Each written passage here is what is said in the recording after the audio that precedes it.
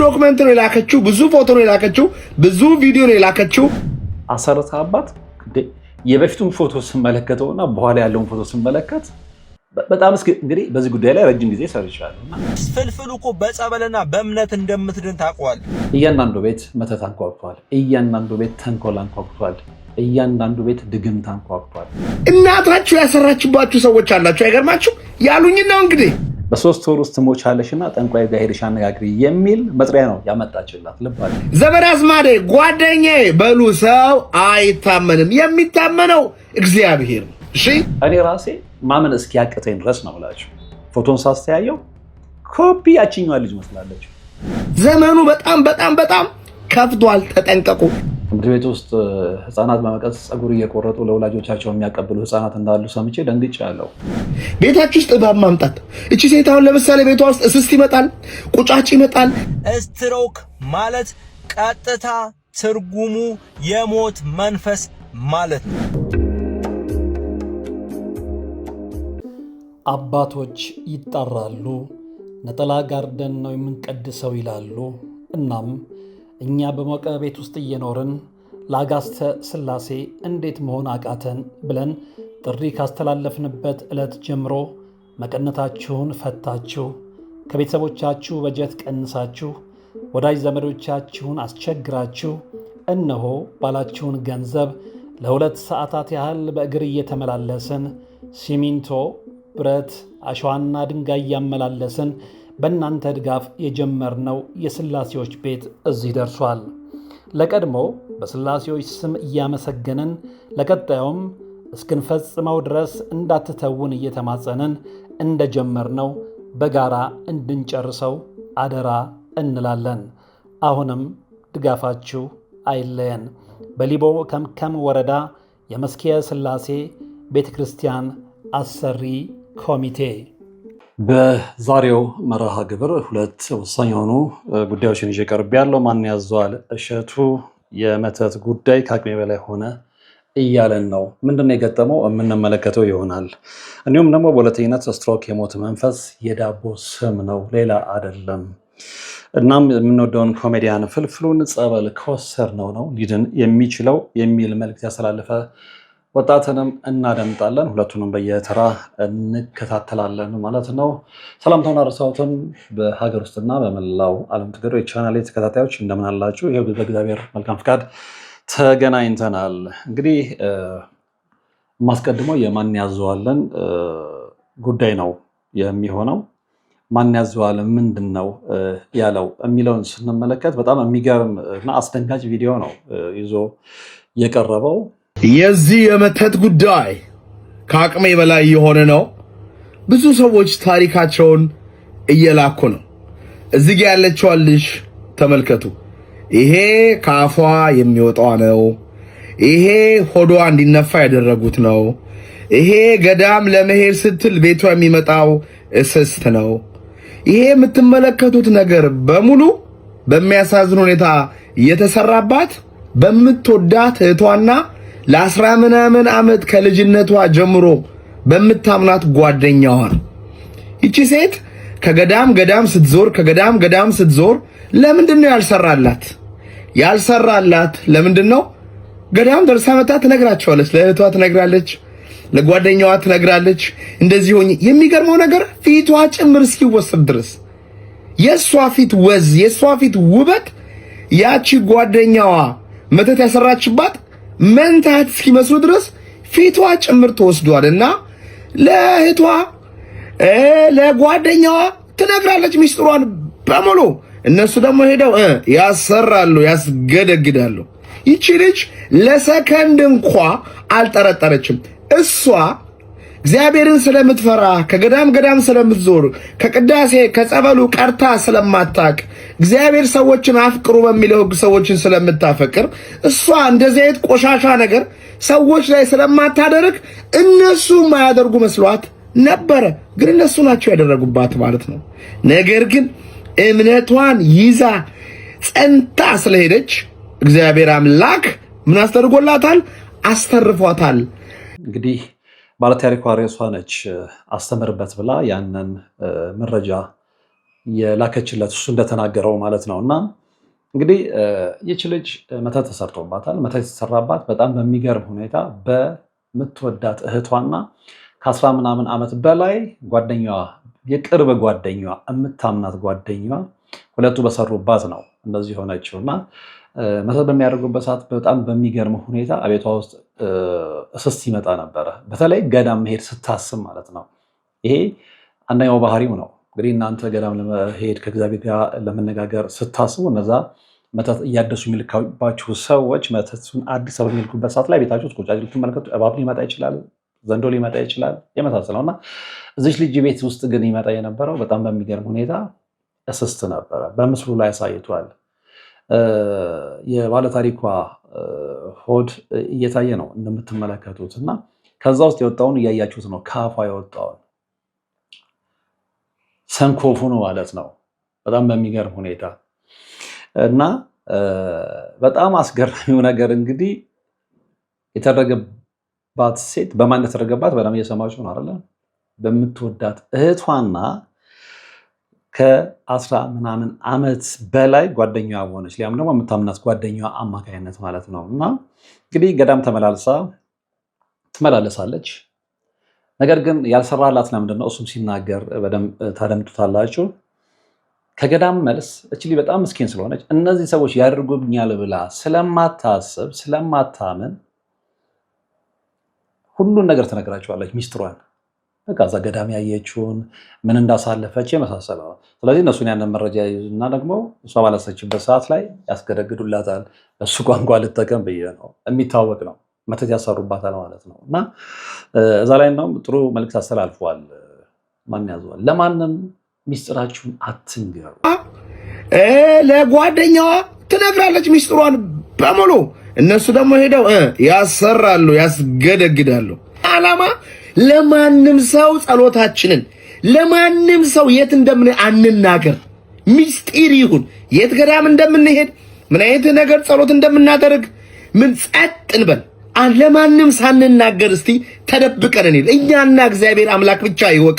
ይሰራል አይደል? መንፈሳዊ ነገር ይቅርና ቢዝነስ እንኳን ስትጀምሩ ለሰው ካልነገራችሁ፣ መኪና ለመግዛት ፈልጋችሁ ራሱ ለሰው ካልነገራችሁ ይሰራል። አትንገሩ በድብቅ እስክትድኑ ድረስ እስኪበረታ ድረስ።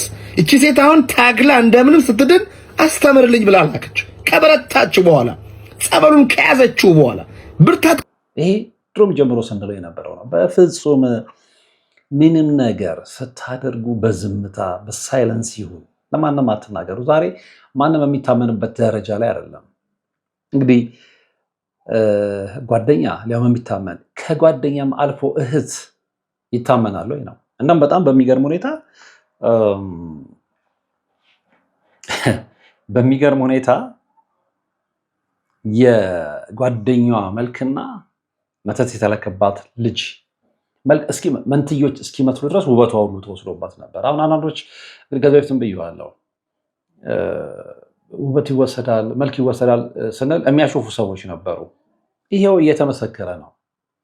የዚች ልጅ ውበት በጓደኛዋ እስኪወሰድ እሷን እስክትመስል መንትዮች እስኪመስሉ ድረስ መልኳ ተወስዶ ነበረ፣ ወዟ ተወስዶ ነበረ እስኪወሰድ ድረስ።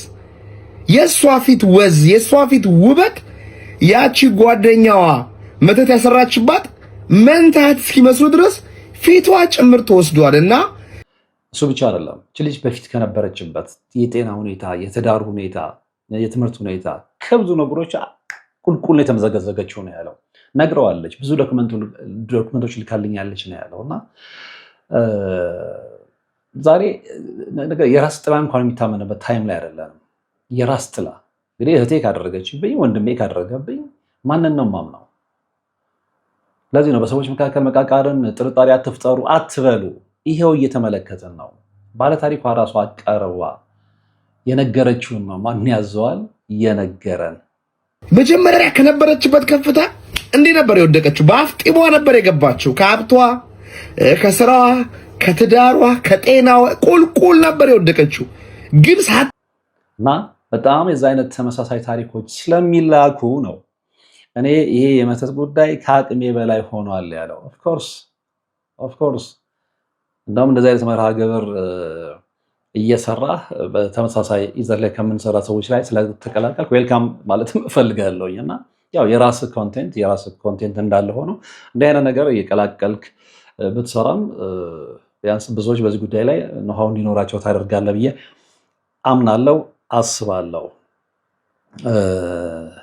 እና እዚህ ላይ ሌላው በጣም በሚገርም ሁኔታ ልጅቷ የነገረችው ነገር አለ እና ሰዎች ዘብር እና ክርስቶስ ሰምራ ከሄዱ ቢታደስ እንደማይሰራም ነግረዋለች። እና እዚህ ቦታ ላይ ሄዳችሁ ሰዎች ገጠመኛቸውን ብትነግሩ ሌሎች ማስተማሪያ ይሆናል። እና አዎ ይሄንን እናውቃለን። በፊትም በቃ እንዲታደስባችሁ የማትፈልጉ ከሆነ ዘብርና ክርስቶስ ሰምራ ሂዱ ነው እኛም መርሃ ግብር ስንሰራ የምንለው። ዘብር ለምሳሌ የሄደው የተጠመቀ ሰው ቢታደስ አይሰራም። ክርስቶስ ሰምራ ቢታደስ አይሰራም። ሌሎችም ገዳማቶች አሉ። ኮሜንት አድርጉ። የትኛው ገዳም ቢኬድና ቢጠመቁ ነው ሰዎች ድጋሚ የማይሰራው ንገሯቸው። አይሰራም። በስተመጨረሻ ግን እና ሌላው በጣም በሚገርም እንግዲህ እቺ ልጅ ገዳም ትመላለሳለች፣ ገዳም ትሄዳለች፣ ትመጣለች። መተት ሲታደስባት ይታወቃል። ሲታደስ ያው ሰውነታችሁ ላይ ምልክት ታያላችሁ እና ትሄዳለች፣ ትመለሳለች፣ ትሄዳለች እና በእምነቷ በጣም ጽኑ ልጅ ነች። በቃ ስለገባት ማለት ነው። መጽናት ነፃ ያወጣል። ሰዎች መጽናት በደንብ ነፃ ያወጣል። እና በዛ አይነት ሁኔታ ጸንታ ስትቀጥል ምንድን ነው የሄደው እህቷ ጠንቋይ ቤት ትሄድና በ3 ወር ውስጥ ትሞቻለሽ እና ጠንቋይ ጋር ሄደሽ አነጋግሪ የሚል መጥሪያ ነው ያመጣችላት። ልብ አድርጉ። እሷ በእምነቷ ጸንታ ስትቀጥል እህቷ ከጠንቋይ ቤት መጥሪያ ይዛላት መጣች። በ3 ወር ውስጥ ትሞቻለሽ ብላ። ይቺ ሴት በጣም ጀግና ናት። አልሄድም ልሞት አለች። ተስዋት አልሞተችም። ቤተሰቦቿ አጎረፏት። እሷስ አልሄደችም። ቤተሰቦቿ ሁሉ ጠሏት ነው ያለው። መላከ መንክራት የሚሉት ነገር አለ። ስግደት፣ ጸሎት ጀምሩ ጠላት የሚነሳው ከቤት ነው ይላሉ። ኦፍኮርስ ስለዚህ ይህችም ልጅ በእምነቷ ጸንታ ገዳም ስትመላለስ፣ ስትሰግድ፣ ስትጸበል እዛ ጋር ያለው የሰራውም ያሰራውም መንፈሳቸው እረፍት ስላላገኘም ጥሪ ነው የመጣላት። ጠንቋይ ቤት ተመልሰሽ ሂጂ አለበለዚያ በ3 ወር ትሞቻለሽ። ልሙት ነው ያለችው። ልሙት እንኳን ልትሞት ሙጥኝ ያለችው መድኃኒዓለም ነፃ አውጥቷታል፣ አድኗታል በእምነቷ ማለት ነው። እና ምን ያህሎቻችን ለዛ ጠንካሮች ነን? አይታችሁ እዛ እንግዲህ ያንን ሁሉ ጉድ ከወዷ የወጣውን ጉድ። እንዲህ አይነት እርኩሳን ሰዎች ዙሪያችን አሉ። እናም እዛ ላይ ያለው ማን ያዘዋል የዚህ መርሃ ግብር ትልቁ ነጥብ ምንድነው? ሚስጥራችንን እንጠብቅ የሚለውን ማስተላለፍ ነው የምፈልገው ነው ያለው። ሚስጥራችሁን ለማንም አትንገሩ። ለማንም ለቅርብ ሰዋችሁ የት እንደምትሄዱ፣ ምን እንደምትሰሩ፣ የት ገዳም እንደምትሄዱ፣ የት እንደምትጸበሉ፣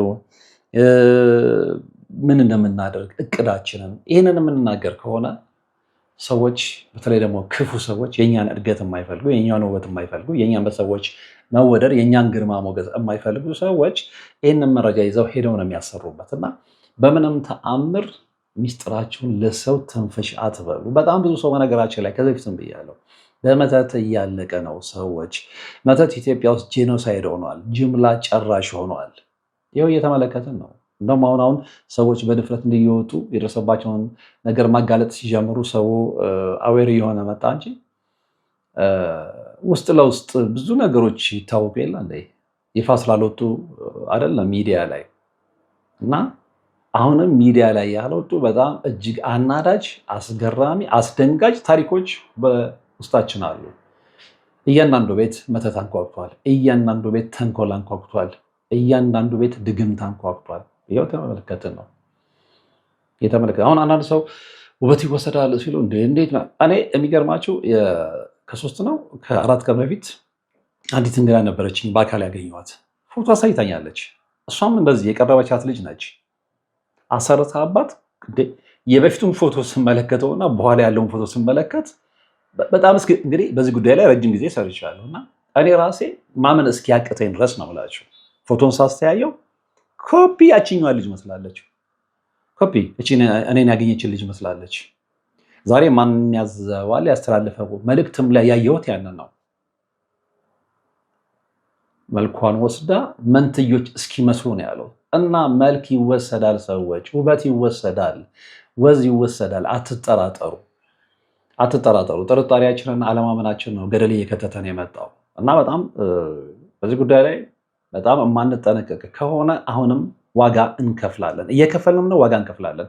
አብዛኛው ሰው ከህመም በሌላ ጉዳይ ከሚያልቀው ይልቅ አሁን ስለማይነገር እንጂ ዳታ ስለማይወጣለት እንጂ ሪሰርች ስላተደረገ እንጂ በመተት የሚያልቀው ቁጥር በጣም እያሻቀበ ነው።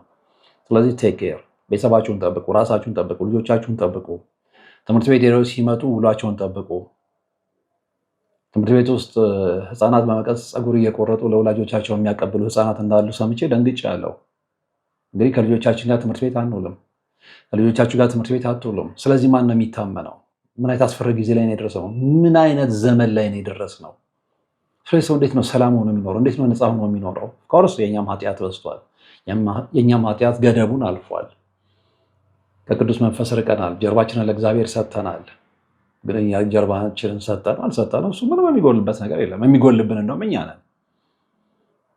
ሰው ዛሬ በኃጢአት መንገድ ነው እየተመላለሰ ያለው። ስለዚህ የዘራውን እያጨረ ነው፣ የዘራነውን እያጨር ነው ማለት ነው እና በጣም ጥንቃቄ የሚያስፈልግበት ጊዜ ላይ ነን እና ጥንቃቄ ልናደርግ ይገባል እና ነው መጀመሪያ ቪዲዮ እንዳየው በጣም ደንግጫለሁ። ይሄ ከሆዷ የወጣው ነገር ነው። ይሄ እንደዚህ ነው። ገዳም ስትሄድ እንሽላሊት ቤቷ ይመጣል ብሎ እንሽላሊቱን ሲያሳይ እንግዲህ የላከችለት ነው አንስታ ከሆዷ የወጣው ነገር ሳይ ያው በፊትም የማውቀውም ነገር ቢሆንም በጣም ደንግጫለሁ እና የልጇን ሆድ ሁሉ አይቶ አሳብጧት። እንግዲህ ብዙ ጊዜ መንፈስ የሚሸኙ ጸጋ ያላቸው አባቶች ጋርም ስትመለከቱ እንደዚህ አይነት ነገሮችን ጸበል ቦታ ላይ መመልከትም የተለመደ ነው። አስተምራበት ብላ ነው የላከችልኝ ነው ያለው። እርግጠኛ ነኝ ይህንን ቪዲዮ የምትመለከቱ በርካታ ሰዎች ትማሩበታላችሁ ብዬ አስባለሁ። አንደኛ መተት እንዳለ በእርግጠኝነት ታረጋግጣላችሁ፣ የለም ብለው የሚከራከሩ ሰዎች ስላሉ።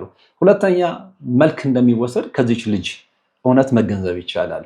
ሶስተኛው ደግሞ መጽናት ነፃ እንደሚያወጣች ልጅ እንግዲህ በ3 ወር ትሞቻለሽ፣ እዛ ጠንቋይ ቤት የተጠራሽበት ጠንቋይ ቤት ካሄደች ተብላ አልሄድም ይግደለኝ ብላ በመድኃኒዓለም በማመናና በመጽናቷ ድናለች። ስለዚህ መጽናት ምን ያህል እንደሚያደል ግን ስንሰግድም ስንጸበልም በእምነት ይሁን። ቅንጣት እምነት ውስጣችን ከሌለ መጸበሉም መስገዱም ስፖርት ነው የሚሆነው፣ እሱም እዛ ላይ እንደጠቀሰው ማለት ነው። ነገር ግን በውስጣችን እምነት ኖሮን አዎ እግዚአብሔር ያድነናል፣ የምሰግደው ለእግዚአብሔር ምስጋና ነው፣ የምሰግደው ለኪዳነ ምሕረት ነው፣ እንዲህ እያለን በእምነት ያን ነገር የምናደርግ ከሆነ እንድናለን። የማንድንበት ምንም ምክንያት የለም እና ለማንኛውም እስኪ ሁሉም ነገር እኔ ከምነግራችሁ ማን ያዘዋል ምንድን ነው ያለው የሚለውን ሰምተን እንመለስ። እንዳለችኝ እሱ ያለችኝ ነው የምላችሁ። ዘብር ለምሳሌ የሄዶ የተጠመቀ ሰው ቢታደስ አይሰራም። ክርስቶስ ሰምራ ቢታደስ አይሰራም። ሌሎችም ገዳማቶች አሉ። ኮሜንት አድርጉ። የትኛው ገዳም ቢኬድና ቢጠመቁ ነው ሰዎች ድጋሚ የማይሰራው ንገሯቸው። አይሰራም። በስተመጨረሻ ግን እሷ በእምነቷ ጸንታ ስትቀጥል እህቷ ከጠንቋይ ቤት መጥሪያ ይዛላት መጣች። በ3 ወር ውስጥ ትሞቻለች ብላ። ይቺ ሴት በጣም ጀግና ናት። አልሄድም ልሞት አለች። ተሷት አልሞተችም። ቤተሰቦቿ አጎረፏት። እሷስ አልሄደችም። ያለችው እግዚአብሔር ጋር ነው እና ይኸው ድኛለው። ማን ያዘዋል ታሪኬን? ቤተሰቦቿ ሁሉ እናኮረፋት እየተናገረ ነው። ብዙ ዶክመንት ነው የላከችው፣ ብዙ ፎቶ ነው የላከችው፣ ብዙ ቪዲዮ ነው የላከችው። ተማሩና እንዲህ አይነት ነገር እያየን እንዴት ነው የማንጠነቀቀው? እንዲህ አይነት ነገር እያየን እንዴት ነው የማናምነው? እንዲህ አይነት ነገር እያየን ለምንድን ነው የምንዘናጋው? ሁሌ ግራ የሚገባኝ ይሄ ነው። ሁሌ እንዘናጋለን። በዚህ አይነት ጉዳይ ላይ እንኳን እኛ ራሳችን መስራት ከጀመረ ምን ያህል ጊዜ ሆኖናል? ግን ለምንድን ነው? ስለዚህ ሰው የሚታመንበት ታይም አይደለም። የሚታመነው እግዚአብሔር ነው። በትክክል ሰው ማመን በጣም ከባድ ነው። መድኃኒዓለም ነው የሚታመነው። በጣም ከባድ ነው። መንፈሰ ጠንካራ እንሁን። መንፈሰ ጠንካራ ስላልሆንን ነው እየተጫወተብን ያለው። የኛ መንፈስ ጠንካራ ከሆነ ከሰገድን፣ ከጸለየን፣ እሱን ከተደገፍን ይህን ሁሉ ነገር መቋቋም ይቻላል። ማንም እንዳትነግሩ፣ ወዳጄ ለምትሉት ሰው እንዳትነግሩ። ጠላታችሁ ቤቱ ጋር እንደሚመጣ አታውቁ። እኔ ራሱ በህይወቴ እግዚአብሔር አምላክ ብዙ ነገር አሳይቶኛል። ያልጠበቅኳቸው ሰዎች፣ የማልጠብቃቸው ሰዎች፣ ብዙ ነገር ላደርግላቸው የተዘጋጀዋቸው ሰዎች እንደዚህ አይነት ቆሻሻ ነገር አድርገውብኝ አቃለውና በጣም ተጠንቀቁ። ዘመኑ በጣም ከፍቷል። ተጠንቀቁ። እግዚአብሔር ሚስጥራችሁን ይወቅ። እግዚአብሔር ይምራችሁ። ስለ እውነት ነው ምላችሁ። ድናችሁ ትመሰክራላችሁ። አንብቡ እንዴ መጽሐፍ አንብቡ። ቪዲዮ እዩ፣ ቼክ አርጉ፣ የተማራችሁትን ሞክሩ፣ ጸሎት አርጉ፣ ስገዱ ተብሏል። ስገዱ። ሳታምኑ ጸበል ብትሄዱ፣ ሳታምኑ ብትሰግዱ ዝም ብሎ ስፖርት ነው የሚሆነው። ትንሽዬ የሰናፍጭ ቅንጣት ታህል እምነት ቢኖራችሁ ተራራ ወደ ገደል ግባ ብትሉት ግባ ይላል ኢየሱስ ክርስቶስ፣ ይገባል ይላል። እንግዲህ ወንድማችን ማን ያዟል ይሄንን መልእክት ነው ያስተላለፈው። እርግጠኛ ነኝ ብዙዎቻችሁ ትነቁበታላችሁ ብዬ አስባለሁ። ወደ ሁለተኛው ርዕሳችን ስንመለስ የምናገኘው እንግዲህ የወንድማችንን ኮሜዲያን ፍልፍሉን እውነት ነው። እንግዲህ ኮሜዲያን ፍልፍሉ ያው በስትሮክ ታሞ ሆስፒታል ከተኛ ቀናቶች ተቆጥረዋል። እሱን በተመለከተ እንግዲህ አንድ ወንድም በማህበራዊ ገጹ በቲክቶክ ገጹ ማለት ነው ያለው ነገር አለ። ምንድነው ያለው? ስትሮክ የሞት መንፈስ ነው፣ የዳቦ ስም ነው ስትሮክ።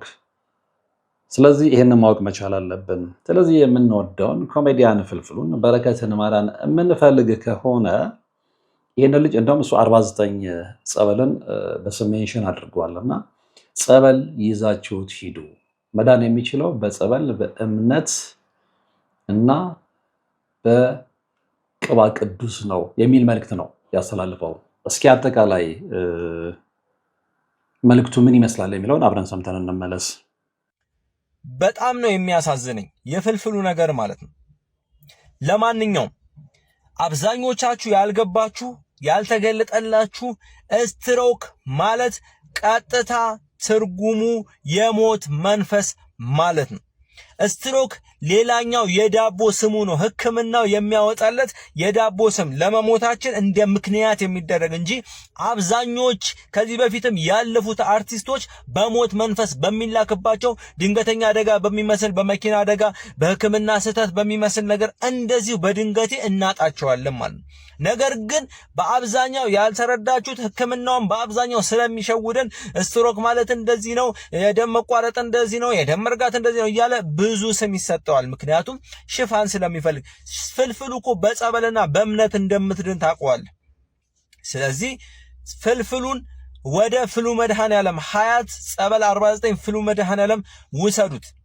የቅርብ ያላችሁ ሰዎች አላችሁ። ከዚህ በፊትም በበርሜል ጊዮርጊስ ሄዳችሁ ብዙ ሄዳናችሁ አላችኋል። ብዙ ሚስጥር የምታውቁ በዙሪያ ያላችሁ አላችሁ። ስለዚህ ፍሉ መድኃኔዓለም ሀያት ጸበል 49 እዛ ትኩስ ጸበል ላይ ውሰዱት እንጂ ሕክምናው አያድንም ሳይሆን ኢየሱስ ክርስቶስም እኮ የነፍስም የስጋም ሐኪም ነው አይደል? ቅዱስ ሉቃስም ሐኪም ነው። ነገር ግን እንደዚህ አይነት ነገሮች በአብዛኛው የሚድኑት በጸበል በእምነት በቅባ ቅዱስ ነው። እንደሰማችሁት ነው። ይህ ልጅ በቃ ውስጡ ያለውን ያመነበትን ነገር ተናግሯል። እኔም የልጁ እምነቴ ስለሆነ ነው ይህንን ምልክት ማስተላለፍ የምፈልገው እና አሁን ለበሽታዎች የዳቦ ስም እያወጣ ነው። ዘመናዊ ሕክምና አይደለም እያለን አይደለም። ልጁም እዛ ላይ ተናግሯል። አምላክ መንፈሳዊንም ዓለማዊውንም ሕክምና በደንብ ያውቀዋል። ሁሉም የሱ የእጅ ስራ ውጤት ነው። ሐኪሞች የራሳቸው የትምህርት ልፋትና ውጤት እንዳለ ሆነ እግዚአብሔር እርዳታ ካልተጨመረበት ግን ሰው ማዳን አይችሉም። በቃ ከእግዚአብሔር የሰጣቸውን ሞያ የተማሩበትን ሞያ እግዚአብሔር ሲታከልበት ነው ሰውን ማዳን የሚችሉት። ስለዚህ አሁን ከመቼውም ጊዜ በላይ ብዙ ጊዜ ሆስፒታል ሰዎች ይሄዳሉ በተለያየ ምክንያት በተለያየ ህመም፣ ግን በሽታቸው አይገኝላቸውም። የዛን ጊዜ መጠራጠር ነው ያለብን። በሽታ ለምንድን ነው ያልተገኘው? እንግዲህ ዘመናዊ የሆነ የህክምና መሳሪያ አሁን ከመቼም ጊዜ በላይ ዓለም ላይ በዝቷል እና እንደዛም ሆኖ በቤት ስንሆን መቀመጥ መተኛት የሚያቅተን ሰዎች ሐኪም ቤት ስንሄድ በሽታችን የማይገኝ ከሆነ there is something መጠራጠር መቻል አለብን። አሁን ከመቼም ጊዜ በላይ መናፍስታዊ አጋንንቶች በመንፈስ የሚሰሩ በድግምት የሚሰሩ በርካታ ሰዎች ዙሪያችን ስላሉ ማለት ነው እና ኖሜሊ ሲናገር መጀመሪያ እናድርግ፣ ወደ ጸበል እንውሰደው፣ ከዛ በኋላ የሚሆነውን ነገር እንሰማለን ነው ያለው። እንግዲህ የተጠራጠረው ነገር የሚያውቀው ነገር ቢኖር ነው። በአብዛኛው የሚድኑት በጸበል በእምነት በቅባ ቅዱስ ነው። ገባችሁ? ከዛ እኔ አሁን ያልኳችሁን ሚስጥር ወደፊት የምትሰሙት ይሆናል። ለምን? በአርቱ ዓለም ያለ ስለሆነ በአብዛኛው በአርቱ ውስጥ ያሉ ከዚህ በፊትም ያጣናቸው ለሰዎች ለምቀኝነት እንዲነሱባቸው ምክንያት የሚሆነው የአርቱ መንገድ ነው። ምክንያቱም እነዚህ ሰዎች ሲለብሱ፣ ሲዝናኑ፣ ሲጠጡ፣ ሲታዩ የተመቻቸው ይመስሏቸዋል። በምቀኝነት ሰዎች ይነሱባቸዋል። ነገር ግን ሌሊት ቀን ሰውን ቢያዝናኑ ቢያስቁ ሌሊት ጀምንባ እያለቀሱ የሚኖሩ አብዛኞቻቸው ህይወታቸው ይሄ ነው። ስለዚህ ለፍልፍሉ መልእክቴ ምንድነው? በቅርቡ ያላችሁ ፍልፍሉ የሚድነው በጸበልና በቅባ ቅዱስ በእምነቱ ብቻ። ከዛ በኋላ ያለውን ሚስጥር ከዛ በኋላ ያለውን ነገር በሂደት የምትሰሙት ይሆናል ማለት ነው። ስለዚህ ስትሮክ ማለት የዳቦ ስሙ ሲሆን ዋናው ስሙ የሞት መንፈስ ይባላል። የቻለውን ጠባቂ መልአኩ የራቀውን እስከ መግደል ይደርሳል። ያልቻለውን ደግሞ በፓራላይዝ አድርጎ ያስቀምጣል። እንደዚሁም ንስሐ እንዳይገባ ደግሞ አንደበት ይይዛል፣ አፍ ያጣምማል፣ እጅ ያጣምማል፣ እግር ይቆለምማል፣ መቆም መቀመጥ እንዳትችሉ ያደርጋል ማለት። ስለዚህ ስትሮክ የዳቦ ስሙ ነው። ዋና ስሙ ደግሞ የሞት መንፈስ ይባላል። ይሄ የሚድነው በእምነትና በጸበል ነው እና ሰዎች ከመቼውም ጊዜ በላይ ልንነቃ የሚገባበት ጊዜ አሁን ነው። ከመቼውም ጊዜ በላይ ወደ እግዚአብሔር ፊታችን የምንመልስበት ጊዜ አሁን ነው። ከመቼውም ጊዜ በላይ ወደ ጸበል ፊታችን የምንመልስበት ጊዜ አሁን ነው። ከመቼውም ጊዜ በላይ ወደ መንፈሳዊ ነገር ፊታችንን የምንመልስበት ጊዜ አሁን ነው እንጂ ለበሽታዎቻችን የዳቦ ስም እያወጣን ራሳችንን ከሸወደን ምንጎዳው ራሳችንን ነው እና ልንጠነቀቅ ይገባል። ወንድማችንንም ያስተላለፈው መልእክት ትክክለኛ ወቅቱን የዋጀ መልእክት ስለሆነ በዚህ አጋጣሚ ማመስገን እፈልጋለሁ። እንግዲህ ለዛሬ ለእናንተ ይጠቅማቸዋል ያልኳችሁ መረጃዎች የተከታተላችኋቸው ነበሩ። በቀጣይ በሌላ መርሃ ግብር ነው የምንገናኘው። እስከዛው ግን በያላችሁበት ሰላም። አባቶች ይጣራሉ፣ ነጠላ ጋርደን ነው የምንቀድሰው ይላሉ። እናም እኛ በሞቀ ቤት ውስጥ እየኖርን ለአጋስተ ሥላሴ እንዴት መሆን አቃተን ብለን ጥሪ ካስተላለፍንበት ዕለት ጀምሮ መቀነታችሁን ፈታችሁ ከቤተሰቦቻችሁ በጀት ቀንሳችሁ ወዳጅ ዘመዶቻችሁን አስቸግራችሁ እነሆ ባላችሁን ገንዘብ ለ2 ሰዓታት ያህል በእግር እየተመላለስን ሲሚንቶ፣ ብረት፣ አሸዋና ድንጋይ እያመላለስን በእናንተ ድጋፍ የጀመርነው የሥላሴዎች ቤት እዚህ ደርሷል። ለቀድሞ በሥላሴዎች ስም እያመሰገንን ለቀጣዩም እስክንፈጽመው ድረስ እንዳትተውን እየተማጸንን እንደጀመርነው በጋራ እንድንጨርሰው አደራ እንላለን። አሁንም ድጋፋችሁ አይለየን። በሊቦ ከምከም ወረዳ የመስኪየ ሥላሴ ቤተ ክርስቲያን አሰሪ ኮሚቴ